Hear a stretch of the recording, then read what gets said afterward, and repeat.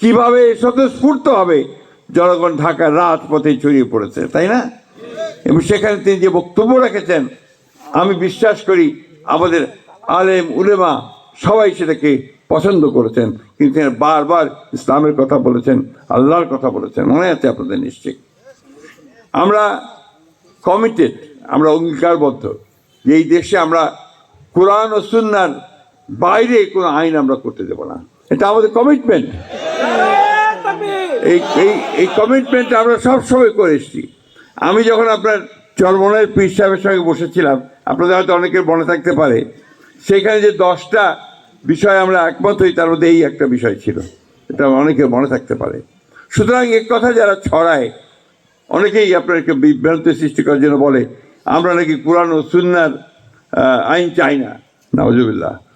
আমরা সবসময় কোরআন ও সুন্নাহর মধ্যেই আমরা থাকতে চাই। আমাদের বংশ সেটা, আমাদের রক্তের মধ্যে সেটা। আমরা গর্বিত যে আমি একজন মুসলমান, অত্যন্ত গর্বিত এই কারণে যে আমরা সত্যের পথে, ন্যায়ের পথে ইসলাম সবসময় আমাদেরকে নিয়ে যায়। ইসলাম শান্তির ধর্ম, আমরা শান্তি চাই। আমরা চাই যে নির্বাচনের মধ্য দিয়ে শান্তি প্রতিষ্ঠিত হোক।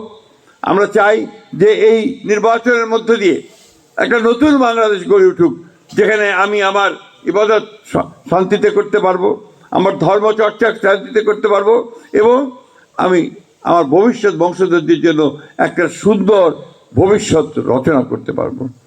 এইটাই হচ্ছে আমাদের একমাত্র লক্ষ্য। আমাদের ভাইরা এখানে কিছু কথা বলেছেন,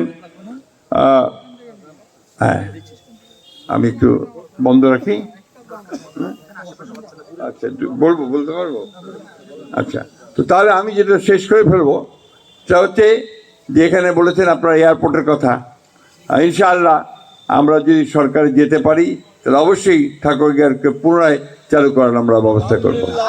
আপনারা মেডিকেল কলেজের কথা বলেছেন, আপনার বিশ্ববিদ্যালয়ের কথা বলেছেন, এগুলো তো আমার দাবি, আপনাদের কেন হবে?